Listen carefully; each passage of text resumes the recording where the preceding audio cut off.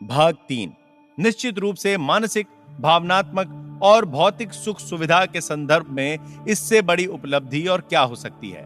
अधिकांश वैज्ञानिक, कलाकार, कवि व साहित्यकार, गायक, लेखक एवं आविष्कारकों ने चेतन और अवचेतन मन के बारे में बहुत ही गहन समझदारी पाई जाती है।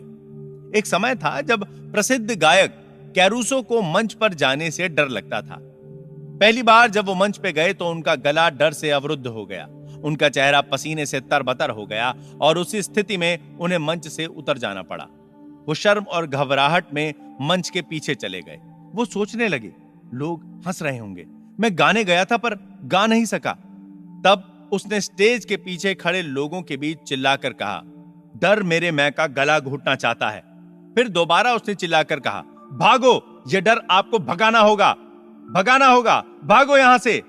यहां मैं का अर्थ अवचेतन मन की अपार शक्ति और विवेक से है, जिसने चिल्लाकर कहा था, भागो यहां से, मुझे अब गाना शुरू करना है। उनके अवचेतन मन से शक्ति का निर्गम हुआ।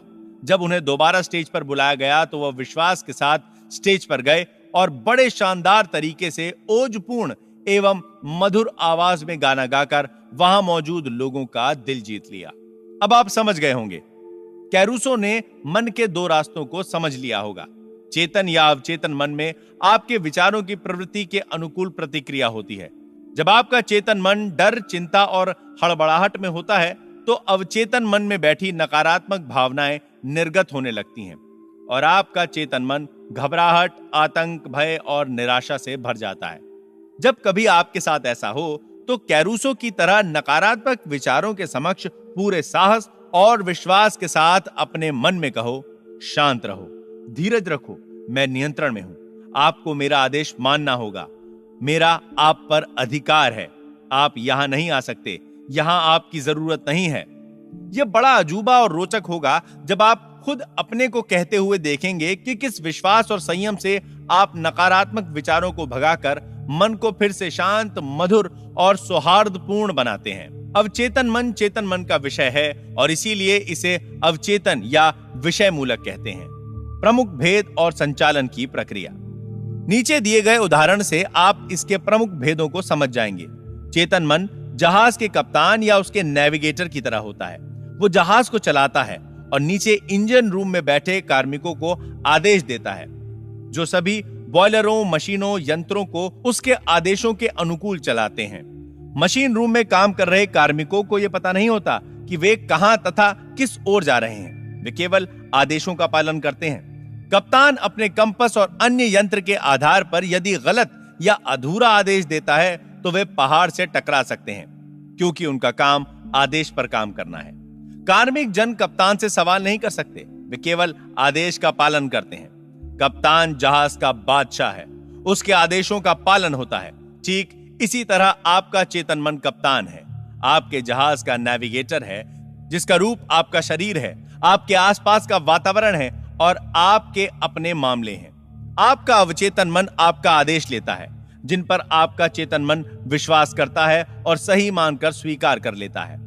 जब आप ये बार बार कहते हैं, मैं ये नहीं कर सकता, मेरे बस में नहीं है, तब आपका अवचेतन मन आपके शब्दों को स्वीकार कर लेता है और ऐसी स्थिति पैदा कर देगा कि आप अपनी चाहत की वस्तु या आप जो चाहते हैं वो काम नहीं कर पाएंगे।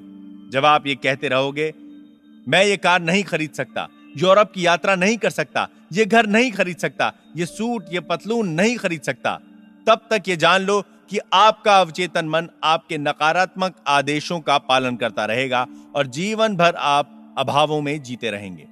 पिछले वर्ष क्रिसमस से पूर्व यूनिवर्सिटी की एक सुंदर छात्रा ने एक स्टोर विंडो में एक कीमती सफारी बैग देखा था। वो अपने घर न्यूयॉर्क जाने वाली थी। वो कहने वाली ही थी कि मैं ये बैग नहीं खरीद सकती। तभी उसे मेरा लेक्चर याद आया, जिसमें उसने सुना था, कभी नकारात्मक वाक्य अधूरा मत छोड़ो, फौरन उसे उलट दो और देखोगे कि आपके जीवन में क्या जादू होता है। उसने कहा, यह बैग मेरा है, यह बिक रहा है, मैं मन में इसे स्वीकार करती हूं और मेरा अवचेतन मन देखेगा कि यह मुझे मिलता है।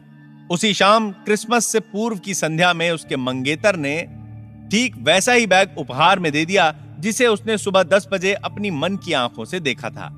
उसने अपने मन को आशापूर्ण भावनाओं से भर दिया और उसे भीतर के मन को सौंप दिया, जो काम को पूरा करने में सिद्धहस्त है। उस युवती ने, जो साउथ कैलिफोर्निया यूनिवर्सिटी की छात्रा है, मुझे बताया, मेरे पास उस बैग को खरीदने के लिए पैसे नहीं थे, लेकिन अब मुझे पता चल गया कि पैसा और वो सब कहां है जिसकी मुझे जरूरत है, और वो अनंत भंडार में है जो मेरे पास है। दूसरा उदाहरण यह है, जब आप कहते हैं कि मुझे मशरूम पसंद नहीं है, और वो अवसर आता है जब आपको सलाद या सॉसेज में परोसा जाता है और आपका पेट गड़बड़ हो जाएगा क्योंकि आपका अवचेतन मन आपसे कहता है गुरु को मशरूम पसंद नहीं है। ये आपके चेतन मन और अवचेतन मन में काम करने के तरीकों में अंतर का एक दिलचस्प उदाहरण है। एक महिला कहती है, मैं रात में कॉफी पी लेती हूं तो मेरी नींद रात में 3 बजे खुल जाती है। जब कभी वो कॉफी पीती है, उसका अवचेतन मन धीरे से टोक देता है, गुरु चाहता है कि आप रात भर जागती रहो। आपका अवचेतन मन दिन व रात 24 घंटों काम करता है और आपके लिए आपके फायदे के कामों में लगा रहता है। आपकी रोजमर्रा की आदतों के परिणाम आपकी गोद में डालता रहता है। कुछ महीने पहले मुझे एक महिला ने लिखा, मैं 75 साल की एक विधवा हूं। मेरे परिवार के सब लोग अपनी अपनी जिंदगी में व्यस्त हैं। मैं अकेली पेंशन पर अपना जीवन निर्वाह कर रही हूं। मैंने अवचेतन मन पर आपका व्याख्यान सुना था, जिसमें आपने कहा था कि विचारों को अवचेतन मन में बार बार दोहराकर विश्वास और आशा के साथ कहा जाए तो वे सफल हो जाते हैं। मैंने अक्सर आशापूर्ण भाव से दोहराना शुरू किया। कोई मुझे चाहता है, मैं एक दयालु, प्यार करने वाली आध्यात्मिक व्यक्ति से शादी करके सुखी और सुरक्षित जीवन व्यतीत कर रही हूं। मैं इसे 2 सप्ताह तक दिन में कई बार दोहराती रही। एक दिन पास की दवा की दुकान पर मेरी भेंट एक रिटायर्ड फार्मासिस्ट से हुई। मैंने महसूस किया कि वो एक समझदार, धार्मिक और दयालु प्रवृत्ति का व्यक्ति है। वो मेरी प्रार्थना का पूर्ण रूप से उत्तर था। 1 सप्ताह के अंदर ही उसने मेरे सामने विवाह का प्रस्ताव रख दिया और अब मैं उसके साथ हनीमून पर यूरोप की यात्रा कर रही हूं।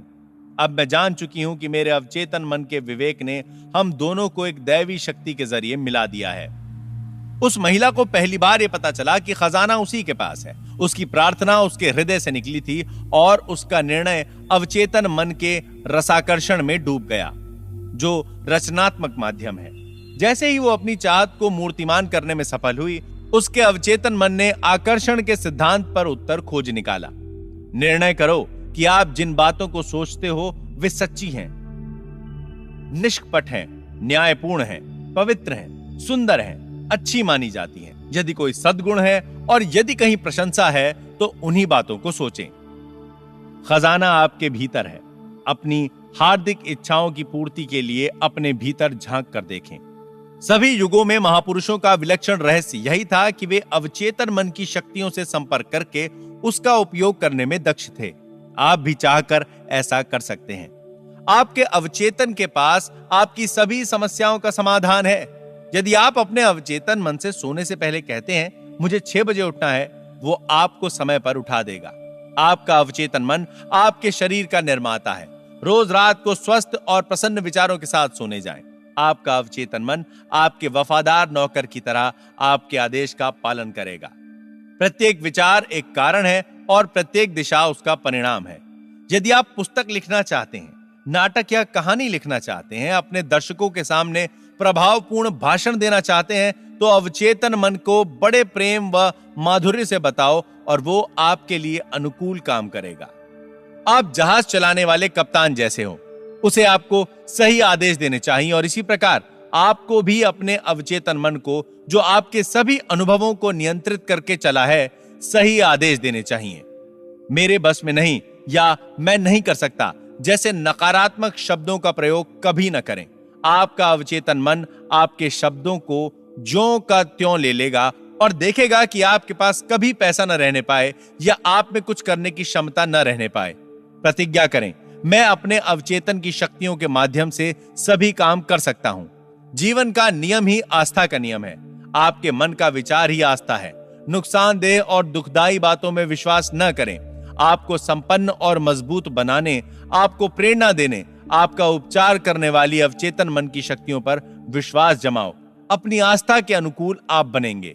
अपने विचारों को बदलेंगे तो आपकी किस्मत बदलेगी।